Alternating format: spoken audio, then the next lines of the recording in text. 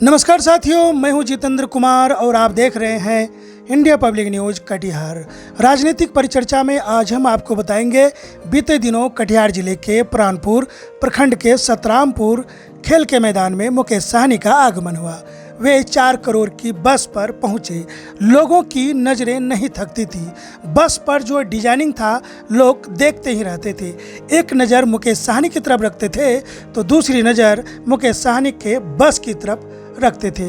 माना जाता है कि 4 करोड़ की लागत से यह बस का निर्माण हुआ है, जिस पर कि मुकेश साहनी किसी राजकुमार की तरह आन बान शान से सफ़र करते हैं और अपने जनता से मिलकर सुख दुख जानते हैं, उनकी पीड़ा को दूर करने का काम करते हैं। मुकेश साहनी निषाद समाज के विकास के लिए एक आंदोलन छेड़ रखा है। मुकेश साहनी बीते दिनों जब राजनीतिक में एंट्री मारी तो हलचल मचा दी। मुकेश साहनी केंद्र सरकार में पशुपालन और मत्स्य पालन विभाग में मंत्री पद पर रहे।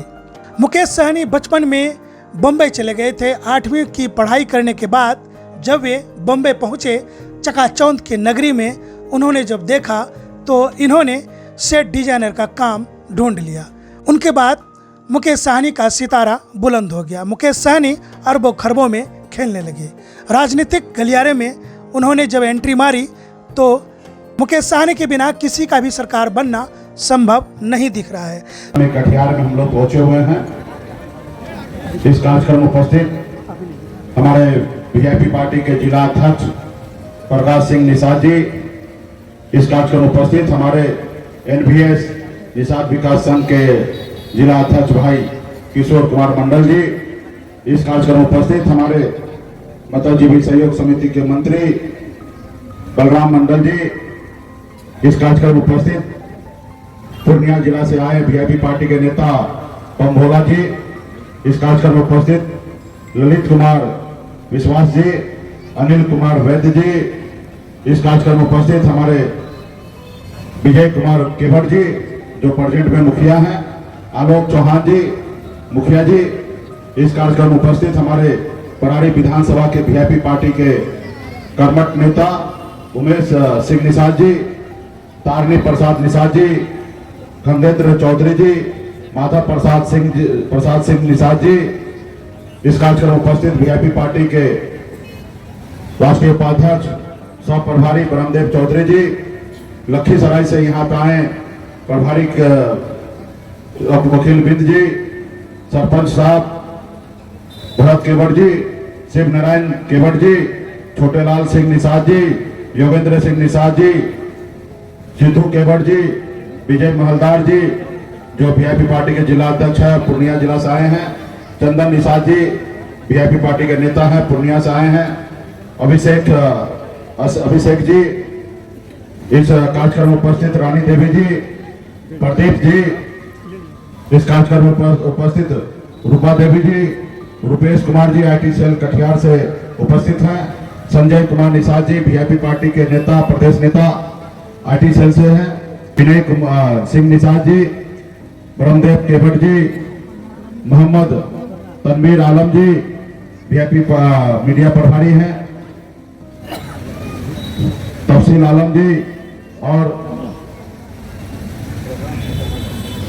वीआईपी पार्टी के नेत्री चंदा निषाद जी, राजू दास जी, सुरेश सिंह जी, कुंदन कुमार जी, संजीत महतो जी उप प्रमुख जी हैं, शंकर महतो जी, विश्वास दास जी, प्रेम चौधरी जी, हीरा लाल सिंह जी, संतोष कुमार जी, विनोद कुमार मंडल जी, राजीव सिंह कुशवाहा जी, चंदन जी, किरण निषाद जी, प्रदीप शाह जी, अखिलेश निषाद जी, पवन सिंह जी और तमाम वीआईपी पार्टी के बहुत सारे नेतागण, इस सभा में उपस्थित माता बहन नौजवान साथी सम्मानित गार्जियन, सभी को सर्वप्रथम मुकेश साहनी की ओर से नमस्कार प्रणाम। साथियों ये निषाद आरक्षण यात्रा लेकर आपके बीच में आए हैं। ये यात्रा 25 जुलाई को ही पटना से निकली हुई है। ये यात्रा 101 दिन का यात्रा है और ये यात्रा यूपी बिहार झारखंड 80 जिला हम लोग जाएंगे और तकरीबन 85 दिन हो चुका है, यानी कि 2.5 महीना से अधिक हो चुका है और एक एक जिला में एक एक राज्य में हम लोग जा रहे हैं, अपने समाज के हक अधिकार की बात कर रहे हैं। साथियों हमारी लड़ाई है कि निषाद समाज को आरक्षण मिले। जैसे बंगाल में निषाद समुदाय के सभी उपजाति बिन बिल्दान मुनिया मौला चाहे तियर बनपर केवट तमाम निषाद के सभी उपजाति को आप बंगाल चले जाइए, वहां पे आरक्षण है एससी का। आप दिल्ली चले जाइए, वहां पे निषाद समाज के सभी उपजाति को आरक्षण मिल रहा है एससी का, लेकिन बिहार में नहीं मिल रहा है। आप बताइए कि देश एक है, देश के संविधान एक है, देश के चलाने वाला प्रधानमंत्री जी एक है, फिर हमारे साथ भेदभाव क्यों? आज हमारे एक भाई को बंगाल में आरक्षण है तो दूसरे भाई को बिहार में क्यों नहीं? जबकि बिहार, बंगाल, उड़ीसा, झारखंड पहले एक ही राज्य हुआ करता था, लेकिन समय के बाद बंटवारा हुआ, अलग अलग राज्य बना। आप बताइए, एक पिताजी का 4 बेटा, अगर एक घर में एडजस्ट नहीं होगा, चारों अलग अलग हो जाएगा, तो क्या वो अलग होगा? रहेगा तो एक ही पिताजी का बेटा, रहेगा तो आपस में भाई। आज बताइए, वहां आरक्षण है, आपको नहीं मिल रहा है, तो इसके लिए आपने संघर्ष नहीं किया। तो इसलिए साथियों, अपने हक अधिकार के लिए संघर्ष करना पड़ेगा। अगर इस आजाद भारत में अगर सर उठा के जीना है, अगर मान सम्मान अधिकार के साथ जीना है, अगर आप चाहते हैं कि आपके बच्चे अच्छी जिंदगी जिए, तो उसके लिए 2 काम करना पड़ेगा। एक रोटी कम खाइए, लेकिन अपने बच्चे को पढ़ा लिखा के काबिल बनाइए। जब तक समाज शिक्षित नहीं होगा, तब तक कोई भी समाज आगे नहीं बढ़ेगा। इसलिए आपकी जरूरत को कम कीजिए। आप झोपड़ी में है तो रहिए, लेकिन सबसे पहले अपने बच्चे को पढ़ाइए, लिखाइए, काबिल बनाइए। और दूसरा, अपने अधिकार के लिए संघर्ष कीजिए, अपने अधिकार के लिए लड़ाई लड़िए। जब तक आप अपने अधिकार के लिए लड़ाई नहीं लड़िएगा, जब आप संघर्ष नहीं कीजिएगा, तो आपको आजादी नहीं मिलेगा। पहले ये देश भी गुलाम था, लेकिन पौने 200 साल हमारे पूर्वज ने अंग्रेज से लड़ाई लड़ा, संघर्ष किया, और ना जाने कितने हजारों लाखों की संख्या में हमारे पूर्वज शहीद हुआ। तब जाके ये देश आजाद हुआ। और उन्होंने एक संकल्प लिया था कि हम लड़ाई लड़कर अंग्रेज को भगाएंगे और देश को आजाद कराएंगे, और जब देश आजाद होगा तो हमारे आने वाला पीढ़ी सर उठा के जिएगा। लेकिन सही मायने में तो देश आजाद हुआ, लेकिन खास करके गरीब, पिछड़ा, दलित ऐसे वर्ग को आज भी गरीबी से आजादी नहीं मिला। इसके लिए आपको संघर्ष करना पड़ेगा, लड़ाई लड़ना पड़ेगा, तब जाके बदलाव आएगा। आप देखते होंगे, जब बच्चे को भूख लगता है, तो जब बच्चा रोता है, तब उसको मां को लगता है कि बच्चा को भूख लगा, उसको दूध देने की आवश्यकता है। जब तक नहीं रोता है, तब तक मां भी बेफिक्र होके अपना काम करती रहती है, बच्चे पे ध्यान नहीं देता है। उसी तरीके से अगर आपका हक अधिकार है, तो आपको लड़ाई लड़ना पड़ेगा, और जब तक लड़ाई नहीं लड़िएगा, तब तक आपके बच्चे को आजादी नहीं मिलेगा। आज जो हम आरक्षण की लड़ाई लड़ रहे हैं, आजादी के 77 साल बीत गया, आज हम लड़ाई लड़ रहे हैं। ये लड़ाई हमें 50-60 साल पहले लड़ाई लड़ना था, लेकिन हम लोग लड़ाई नहीं लड़े, जिसके कारण हमें आरक्षण नहीं मिला। इसका गुनहगार कौन है? इसका दोषी कौन है? इसका दोषी वो जो दिल्ली में बैठे है सरकार, वो दोषी है, और दूसरा दोषी आप हैं, हम हैं, कि हम अपने हक अधिकार के लिए लड़ाई नहीं लड़ पाए, जिसका आपको कितना नुकसान हुआ मैं आपको बताता हूं। आज यूपी जाइए, बिहार जाइए, झारखंड जाइए, 137 जिला है, लेकिन एक भी जिला में निषाद का बेटा कलेक्टर नहीं है। आप बताइए ना, 3 राज्य में इतना बड़ा पॉपुलेशन हमारा है, और एक भी निषाद का बेटा डीएम नहीं है, कलेक्टर नहीं है। आज अगर हमें आरक्षण मिल गया होता, तो आज इसी समुदाय में निषाद का बेटा कलेक्टर होता, एसपी होता, एसडीओ होता, बीडीओ होता, सीओ होता, डॉक्टर होता, इंजीनियर होता। नहीं हुआ।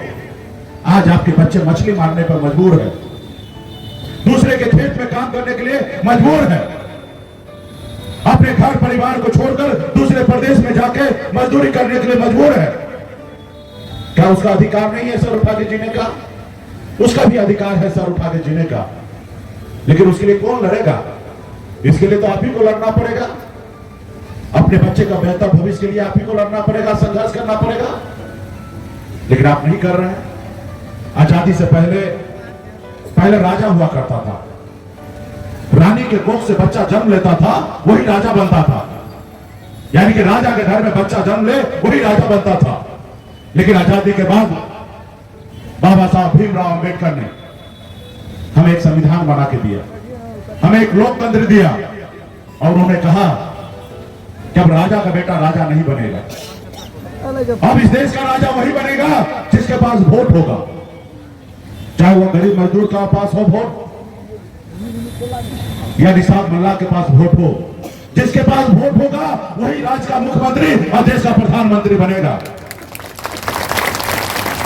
सबका वोट बराबरी का कर दिए, चाहे वो देश का प्रधानमंत्री हो या गरीब मजदूर का बेटा हो या देश के सबसे अमीर व्यक्ति हो, तीनों का वोट का एक ही सामान्य कर दिया, किसी का छोटा किसी का बड़ा नहीं है।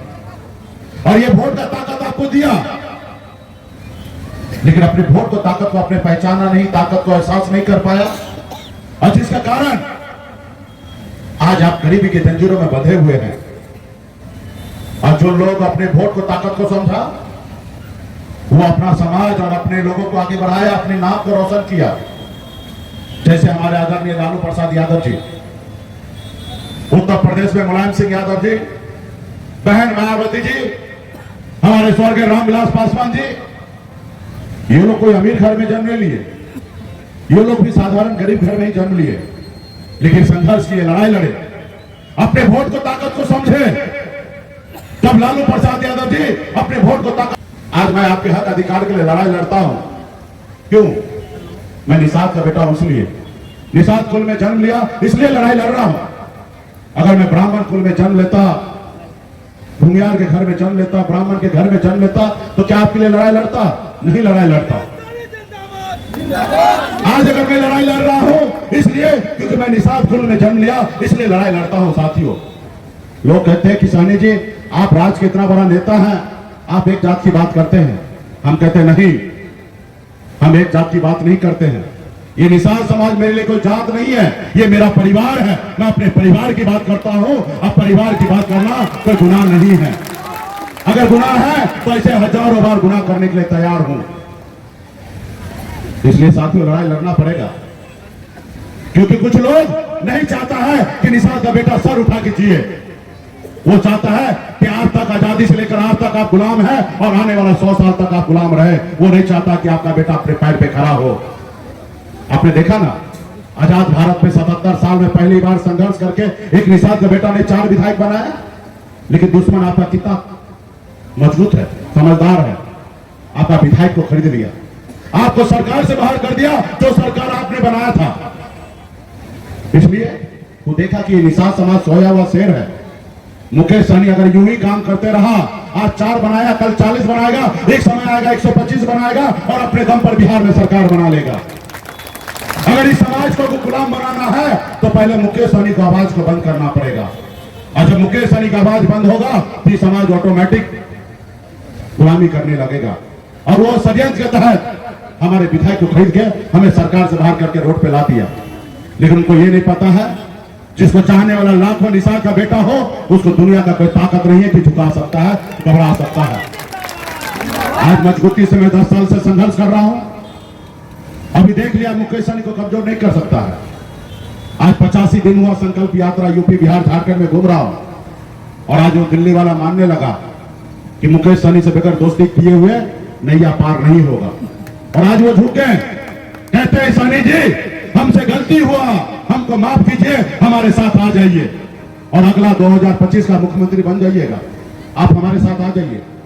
हम कहे भाई हम मल्लाह का बेटा हैं, हम जाल में मछली फंसाते हैं, जाल में फंसते नहीं हैं। हम अपना झोपड़ी बनाएंगे, लेकिन झोपड़ी का बादशाह बने रहेंगे। तुम्हारे महलों में आके हमें गुलामी नहीं करना, तुम्हारे महलों में आके गुलामी नहीं करना। हम संघर्ष करेंगे, लड़ाई लड़ेंगे। क्या होगा?